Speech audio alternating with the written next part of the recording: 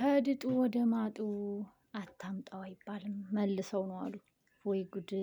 አቤላ ፈጣሪ ሁን፣ ፈጣሪ አምላክ ካንተ ጋር ብርታቱን ይስጥ፣ ለእናትም እውነታውን ያውጣላቸው። ሰላም ሰላም፣ ውድ ቤተሰቦቼ እንዴት ናችሁ? ደህና ናችሁ? እግዚአብሔር ይመስገን። እንግዲህ ዛሬ ምንድን ነው አቤላ እናትየዋ እንግዲህ ድርጅቱ በእኔ ስም ነው ግን የማውቀው ጉዳይ የለም ብለዋል። እውነት ነው የሚያወሩት ወሬ ለሁለቱም ቦታ እነሱ ምንም እንደማያውቁ ነው። ግን ይሄ ሁሉ የተከፈተው ብራንች ይሄ ሁሉ ብራንች በሳቸው ስም ነው። እንግዲህ መጀመሪያ ያቋቋመው ሰውየው አጎት ተብዬው እንግዲህ በእናትየዋ ስም ነው ማለት ነው። እናትየዋ ደግሞ ምንም አያውቁም፣ መፈረም ብቻ ነው። በየቦታው ድርጅት ይከፈታል።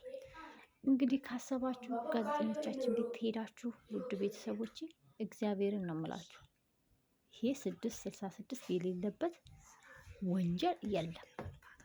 እግዚአብሔርን ብዙ ጋዜጠኞች አሉ። በኢየሱስ ብዙ ማለት ነው። እያንዳንዱ 666ቶች አሉበት። በጣም የሚገርመው ነገር ግን እኔ እንጃ አላውቅም።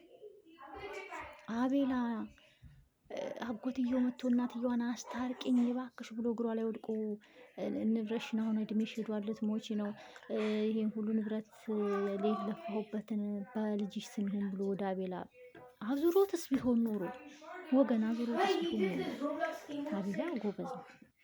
ሲጀመር ግን መጀመሪያም አቤላ እንዲቀየመውና ምንም ስለሱ እንዲወራ እንዳይፈልግ በቃ እንዲቀየመው ያስቀየመው መንገዱ ሲስተም ነው። ምክንያቱም አቤላ ድንገት እናቱን እንዳይጠይቅ ወንድሜ አጎቴ ምን እየሰራ ነው ብሎ እንዳይጠይቅ ያቀደው ሲስተም ነው መሆን ነው ብዬ ነው ያሰብኩት። ምክንያቱም አሁን ሲመጣ አውቆ እናትየዋን አስታርቂኝ ካለ እናትየዋ ልታስታርቃቸው ትችላለች። ስለዚህ ልጁን አቤላዬን እዚህ ወንጀል ውስጥ አስገባው ማለት ነው በቀላሉ። በጣም ነው የሚገርመው። በጣም ይሄ እውነት ለመናገር ማለት ነው ዲኤንኤ መመርመር አለበት። ምክንያቱም ትክክለኛ ወንድም አይመስለኝም። ወይ የመድጎ ልጅ ነው ወይም ደግሞ በጣም በቃ ቤተሰብን ለማጥፋት የተነሳ ሰው ነው። ይሄ ለሀገር ለሁሉም ነገር ጥላት ነው። ለሁሉም ነገር ጥላት፣ ለሀገርም ለሁሉም ነገር ማለት ነው። በጣም ነው የሚገርመው እውነት ለመናገር እኔ እንጃ የሆነ ቃላት አይገልጸውም። በጣም የሚከብደው ሁኔታው ማለት ነው። እንኳን አቤላ ከዛ ወጣ፣ አንተም ነገ ነፃ ወጥተህ ከቁም እስረኝነት ትድናለህ። እናትም ደግሞ ቢያንስ እስር ቤትን ባያገቡ የቁም እስረኛ ሊሆኑ ይችላሉ በእናንተ ብርታት እንጂ ይሄን ሁሉ ድርጅት በስማቸው ከፍተው እንዴት አታዩም? እንዴት ሄዳችሁ አትጎበኙ መባላቸው አይቀርም። ስለዚህ ለዚህ መልሳቸው እንግዲህ እነሱ ያዘጋጁ። አጎት ግን እንኳን አይደለም ምንም ውስጥም እንደሌለበት ነው ብር ከመላክ ውጭ ምንም።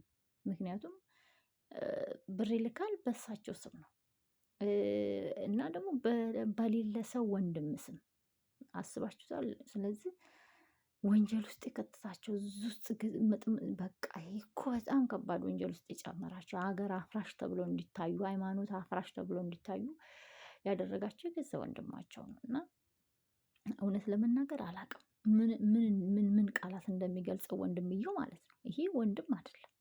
ጥላት እንኳን ይዝና ያህል አያደርግም። ቢገላቸው ይሻል ነበር እንደዚህ ከሚያደርጋቸው ማለት ነው።